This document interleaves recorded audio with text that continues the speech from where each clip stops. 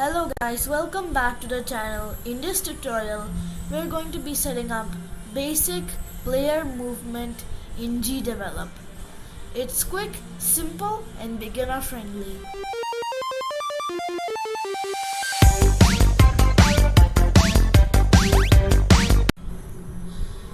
Okay guys, the first thing you want to do is, in the Gdevelop editor, click on Add Object, this purple button here.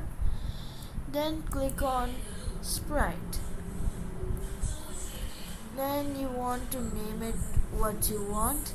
We're going to be name it Player in this tutorial, but you can name it anything you want.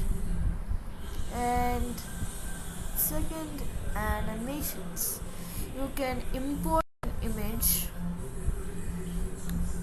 or create your own image for the texture. Going to press create pixel, then create a rectangle,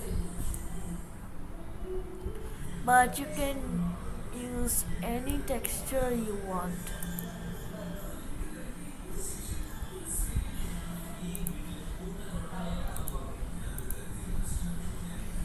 Click on save, then click apply. Then in the scene objects, click on edit behaviors in the drop down. Then click on add a behavior. Then click on top down movement. We have added a behavior to this object's player. Okay.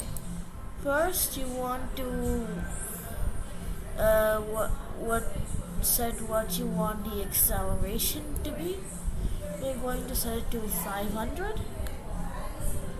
Then deceleration, how fast the object decelerates.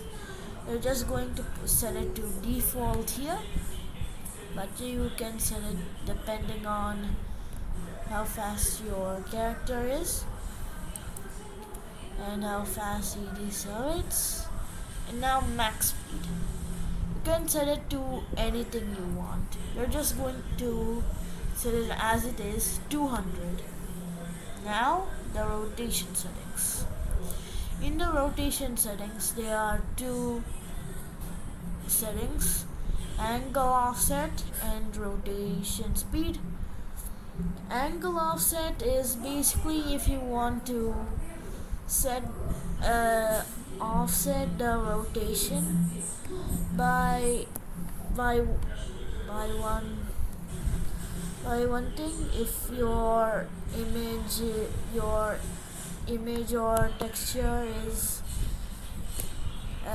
going to be in a wrong way,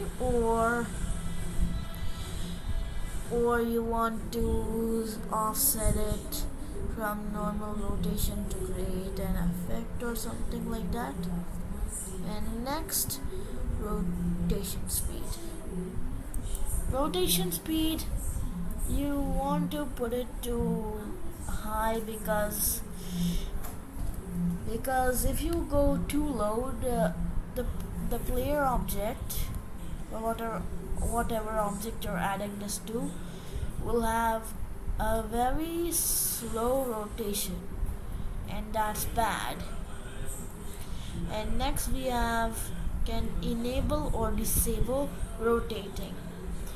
If you don't want rotating in your object, either because you want to fire bullets in the same way, or you just don't want to rotate the object for a specific reason, we are going to put it on in this tutorial, but of course you can set it to anything you want.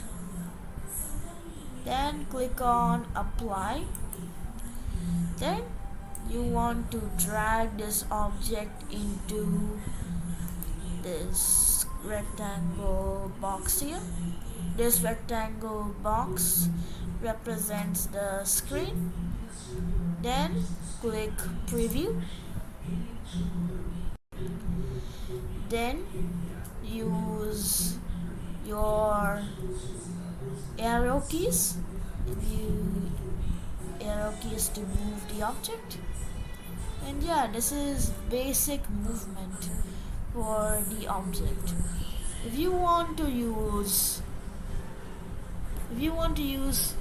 WASD for your own custom keys, you want to go in here and click on edit behaviors and click on disable default keyboard controls.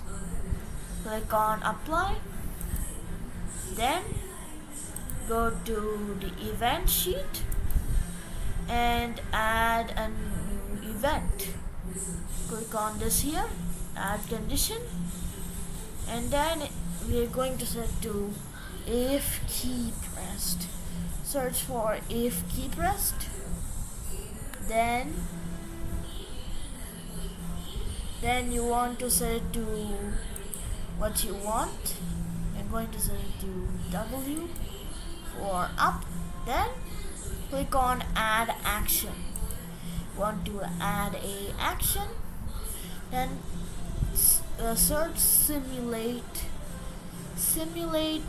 up key press for player, then click OK. Then click on the new condition and set this for up, left, right, down. Then go again if key pressed.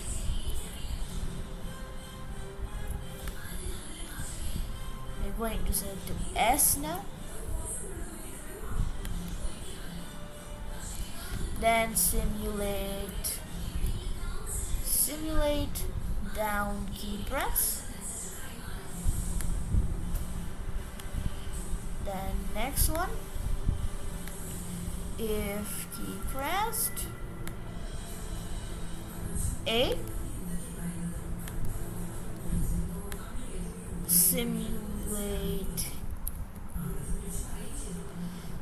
simulate left key press for player.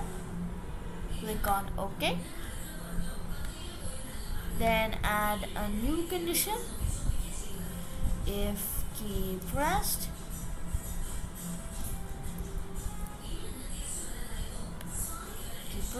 then for D,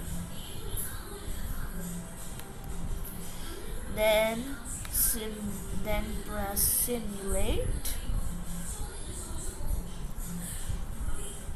simulate right key press. There you go. You have custom keyboard controls for your sprite player thing. Now, and thing to note, you don't have to make it WASD. You can make it anything you want. You can set it to like IGKL if you want. You have to make sure that in the edit behaviors it says disable default keyboard controls, and we want to save the changes in our project. Click on this here, this floppy disk. And also a thing to note that you probably want to add a comment to make your code recognizable. Player movement. We go.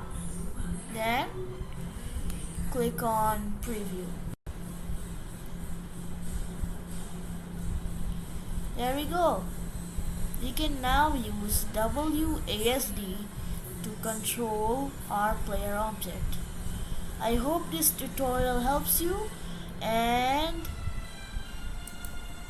Bye bye and thank you.